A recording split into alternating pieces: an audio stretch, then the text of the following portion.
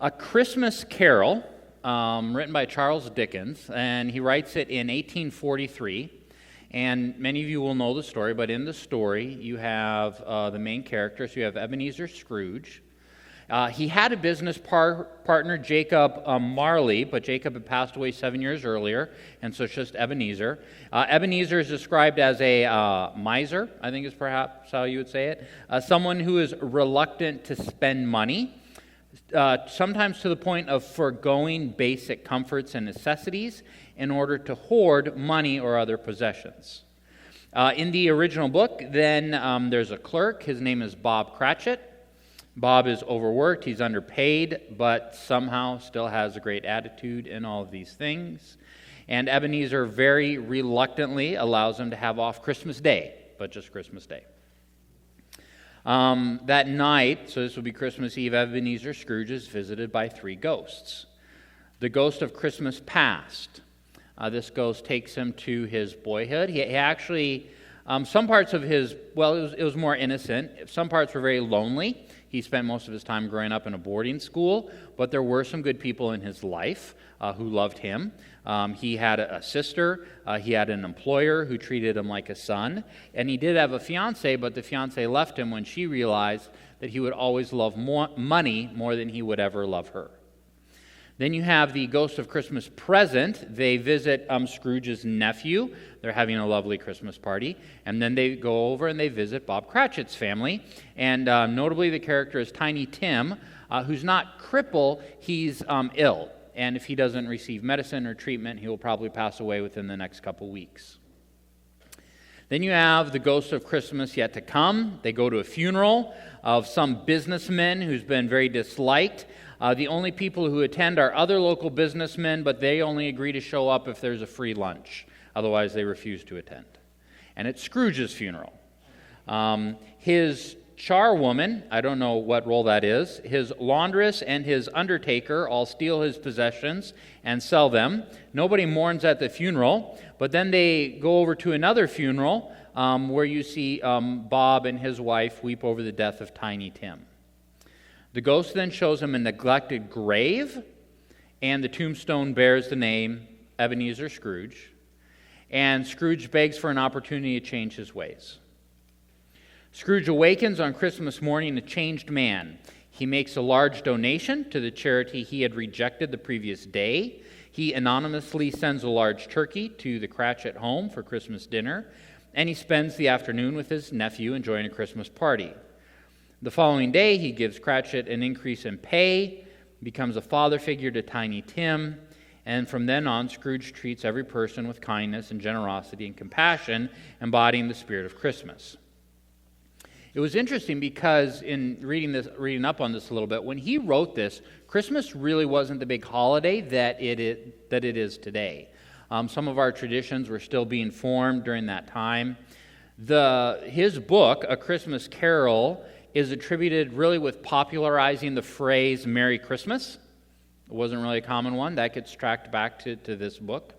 From this book, we got the phrase bah humbug, which has become kind of a part of our culture today. What's interesting, too, is that really the name Scrooge became designated for a miser and eventually is actually added to the Oxford English Dictionary to describe sort of a grumpy old miser, who's always hoarding money. When he wrote the book, Scrooge was just a name. I mean, we would have thought, Scrooge is a grumpy person, therefore he named the person Scrooge, but that's not the case at all. I mean, it was just a name, but culture has now attributed all these characteristics, and now it's become kind of this defining term within culture. The book highly influenced many of our cultural traditions, such as family gathering, seasonal food and drink, dancing, games, generosity, and a humanitarian focus. Charles Dickens was sort of a Christian. I don't know. It wasn't super clear. I'm not sure how much the man really read his Bible. But it is fascinating because in story form, he captures many of the warnings that we find in the book of Proverbs about greed. Like he took all those Proverbs, I don't think he knew he was doing this, but he just took all those warnings and put them in story form for us. So we're doing a sermon series right now on the book of Proverbs. We're in week 2. We're going to do 7 weeks on this. This is going to take us right up to our annual meeting. As you know, the book of Proverbs, all this great wisdom, all kind of these one-liners that are fantastic. We believe it, though, to be inspired, so we believe it to be timeless. We believe it to be valuable for all people in all ages and all eras and all cultures, and it kind of transcends the whole world in its wisdom and what it contains. It does feel a little bit random when you read it. It bounces around topic-wise quite a bit, so we're just focusing in on 7 themes that seem to be important in the book of Proverbs and taking those kind of one by one. And of course, each of them we could spend weeks on, and we're just going to spend 30 minutes, and that's all. Today we're looking at greed and some of the warnings that are in there. Before we get into Proverbs, though, I actually want to jump ahead and look like, what do we see in the New Testament? Does Jesus have any comments on this? And so there's a couple that I would point out. One is over in Mark chapter 7, verse 21. Jesus is speaking, and here's what Jesus has to say. The broader discussion is about clean and unclean, and so Jesus says, what comes out of a man is what makes him unclean. For from within, out of men's hearts, comes evil thoughts, sexual immorality, theft, murder, adultery, greed, malice, deceit, lewdness, envy, slander, arrogance, and folly. All these evils come from inside a man and make him unclean. So Jesus, I think you can conclude, Jesus considers greed to be one of the worst sins, right? I mean, all sin separates us from God, but certain sins do carry consequences greater than others. And right after murder and adultery, you have greed. So, if you kind of look at what it gets associated with, this is arguably one of the worst sins. It's like in the top 10 from Jesus' opinion. Paul then actually unpacks it a little bit and help us understanding why this is such a dire sin.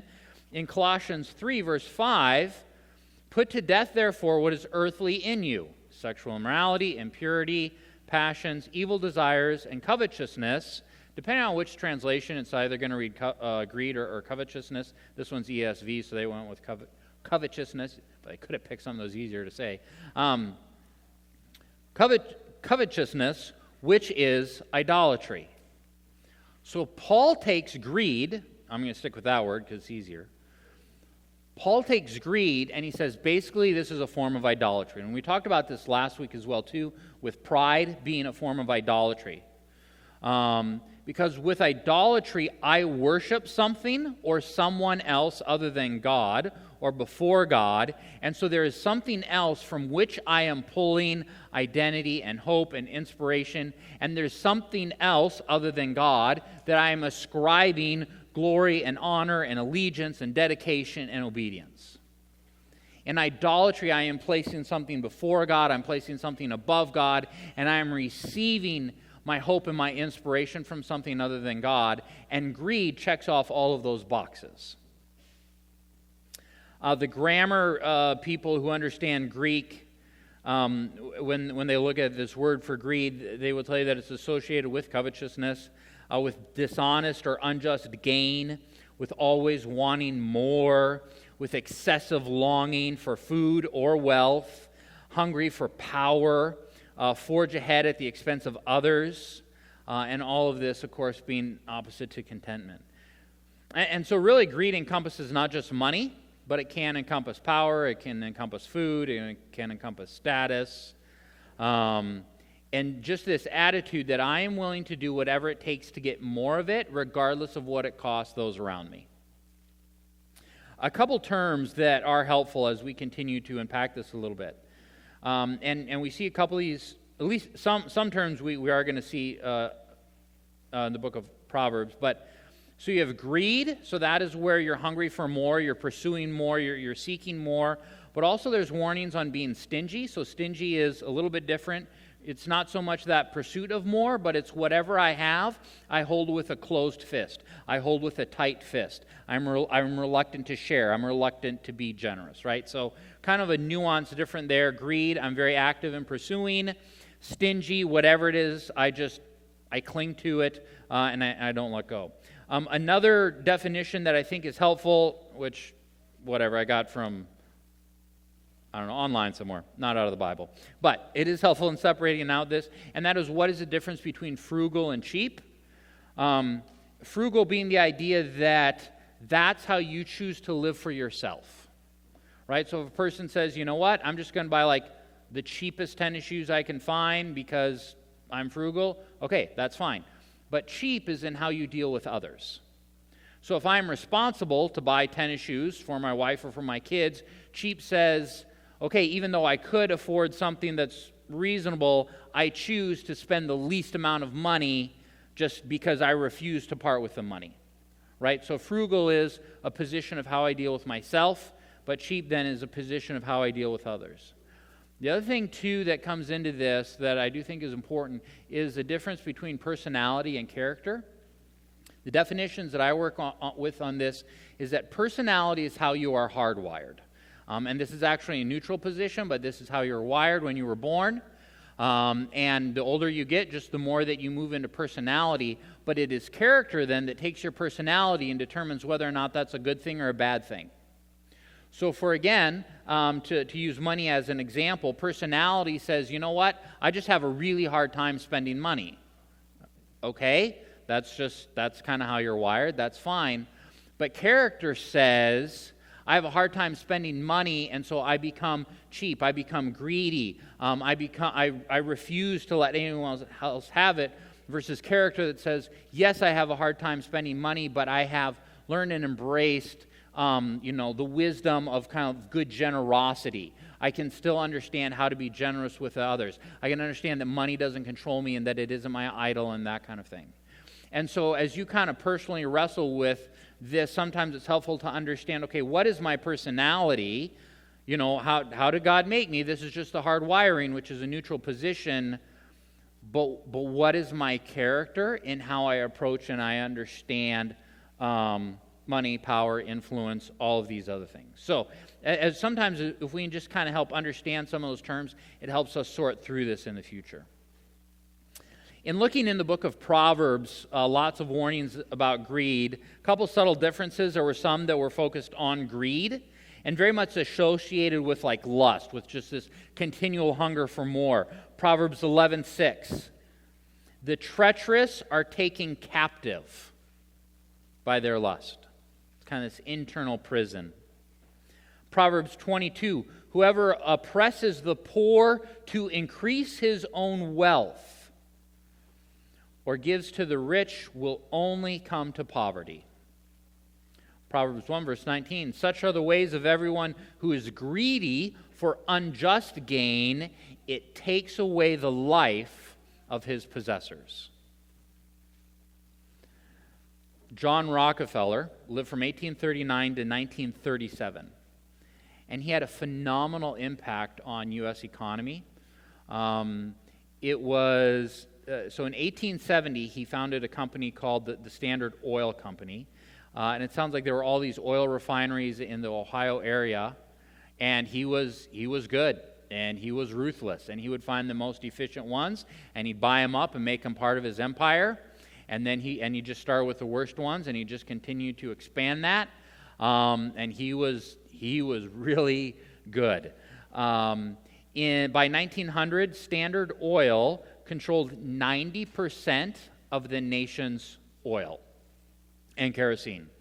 In 1911, the Supreme Court ruled that Standard Oil was too big. It had to be broken into smaller companies. It was broken into 34 smaller companies, which included ExxonMobil, Chevron.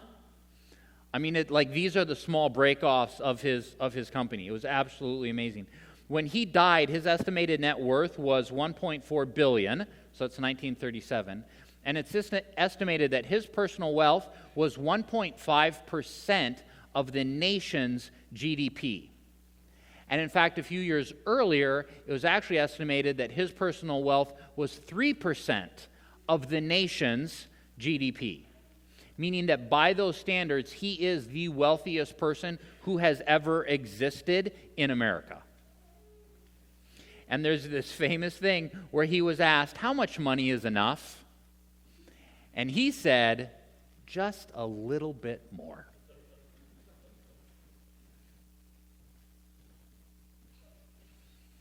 Some verses, it's not so much that the person pursues money, but rather they're selfish, they're stingy with what they already have.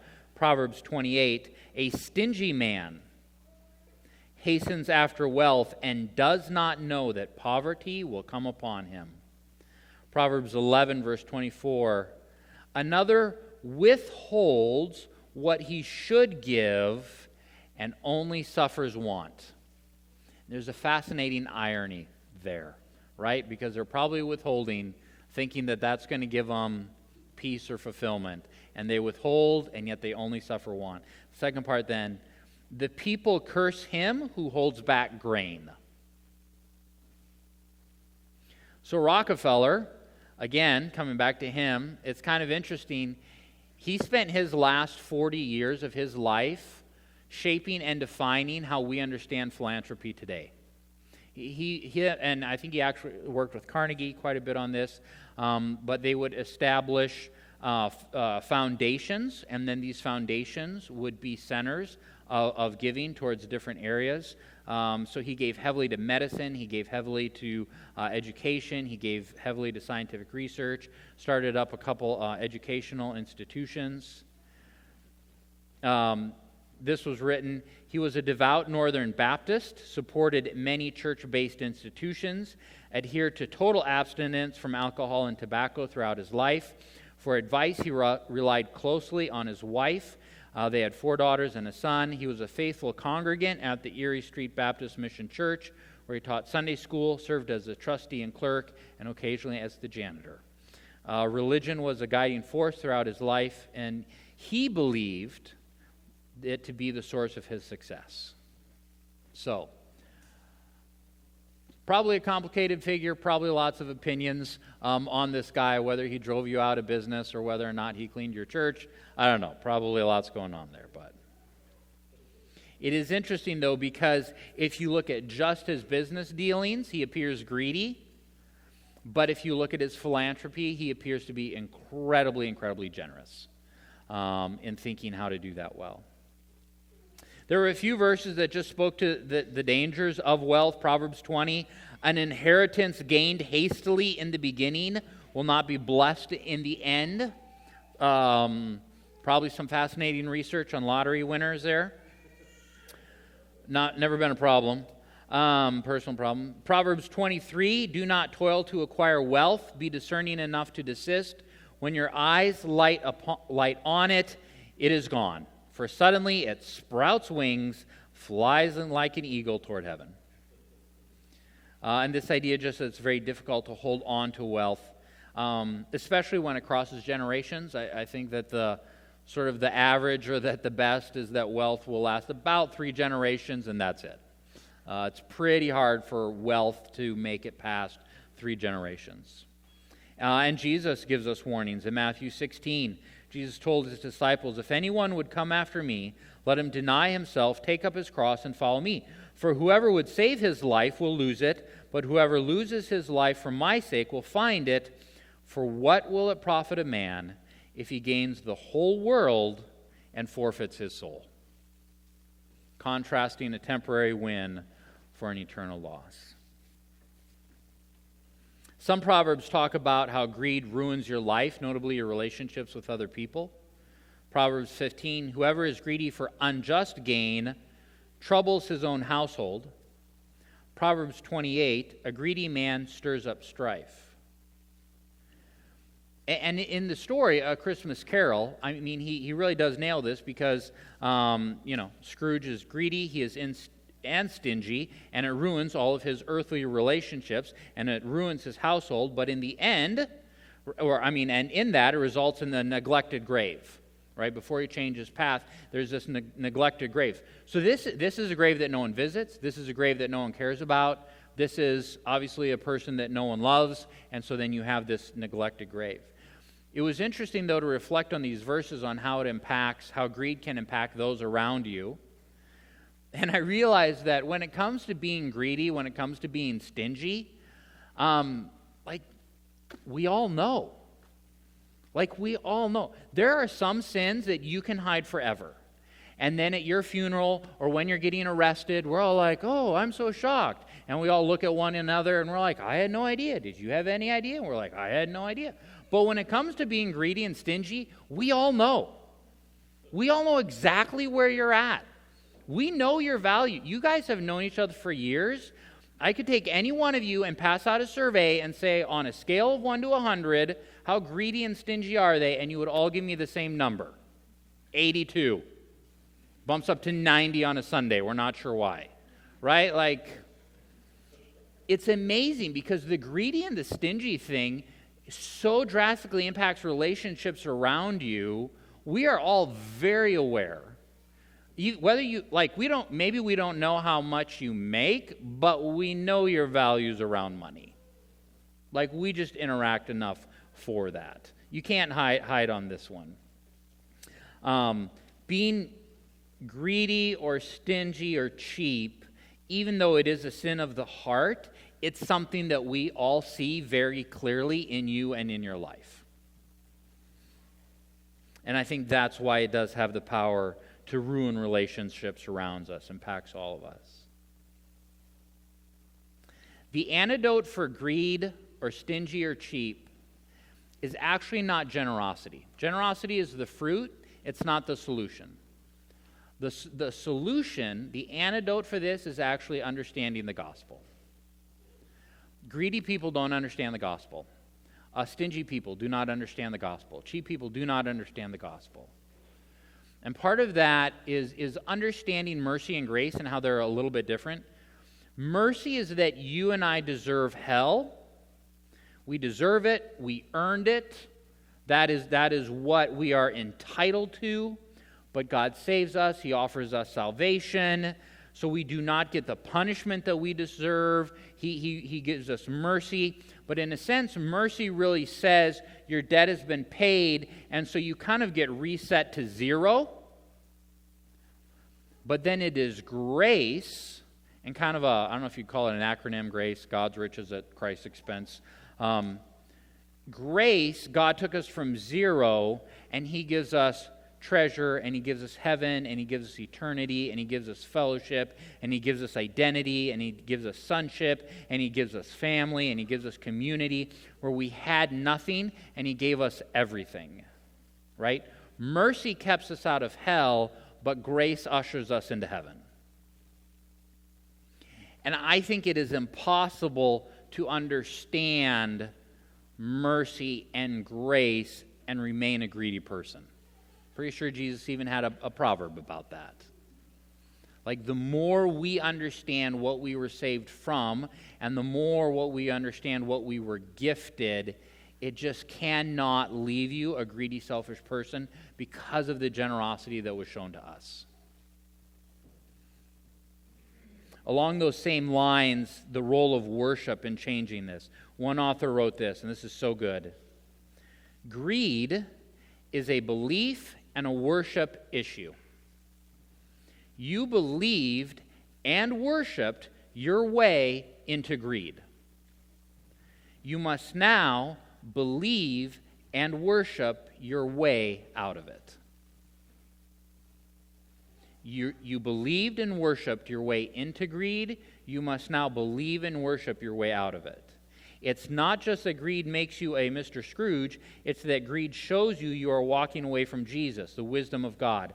Proverbs reveals that foolishness is idolatry, and thus foolishness of greed reveals a heart that does not believe or follow Jesus.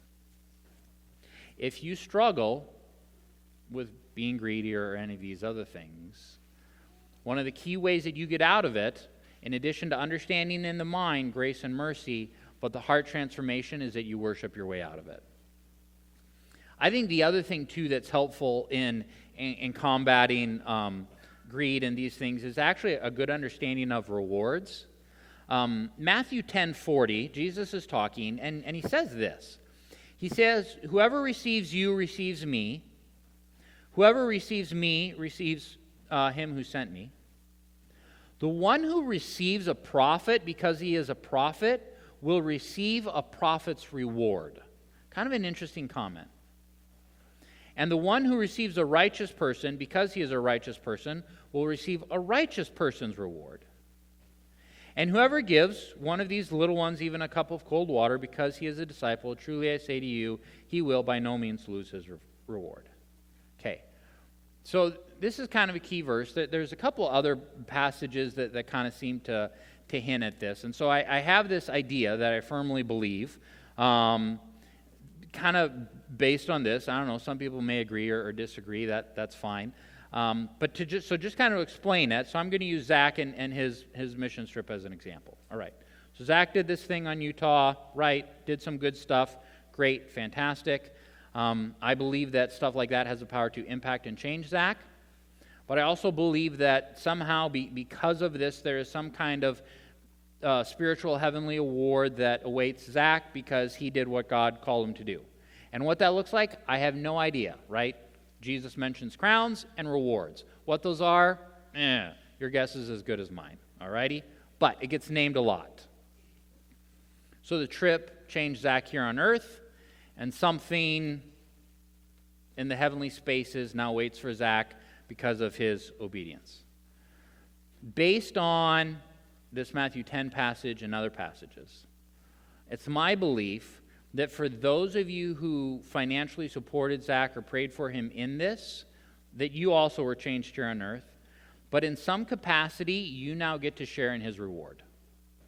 And again, I don't know what that looks like. I have no idea what rewards look like. It's kind of weird to sell you on an idea when you have no idea what it is, other than just rewards. But those of you that somehow supported or engaged with Zach now get to share in his reward. And I think that it's the really generous people who have discovered that and landed on that and love that and live by that. Because they're not just giving away because, oh, this is fun. They're giving away because I get to share in your reward, and I get to share in your reward, and I get to share in your reward, and I get to share in your reward. There is this sense where there is this savviness that the average person isn't tracking with. Matthew 6, do not lay up for yourselves treasures on earth, where moth and rust destroy, and where thieves break in and steal, but lay up for yourselves treasures in heaven, where neither moth nor rust destroys, and where thieves do not break in and steal. For where your treasure is, there your heart will be also. Being greedy or stingy or cheap, we all know, like, you can't hide it, no matter how you try. It impacts all the people around you. And Proverbs gives some pretty harsh warnings around it.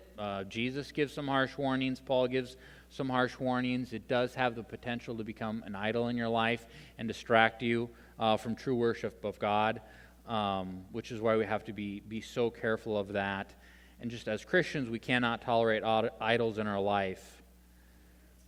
But the antidote to all that is an understanding of the gospel. I think an understanding of how rewards and shared rewards look like and what it means to be generous. But my favorite application of this morning is that we worship our way out of this. Yes, understand the gospel. Yes, understand rewards. But the heart change happens as we worship our way out of this and into something much more beautiful. Let's pray. Heavenly Father, again, we thank you for your word. Lord, our desire is that each person here would be attentive to the Holy Spirit and speaking to each one of us. Lord, how does this apply to me and to my life specifically? And Lord, what are the corners of my life where I harbor this greed or this stinginess when it comes to either money or power or influence or food or any of these other things? And Lord, in those dark corners, God, we repent. We want to turn from that. We want to be free from that 100% of our worship, Lord, would be directed towards you. And 100% of who we are would receive its identity from you, Lord. Lord, I pray for each person here, whether it's greed or something else, that they would worship their way out of it. Whatever hard, difficult thing is in their life, maybe it's not greed, maybe it's just been a hard life, maybe there's something going on, Lord, that we worship our way out of it. And that in all these things that you would receive the credit. Lord, many days we come before you and we intentionally decide to say, I trust you, Jesus. In your name, amen.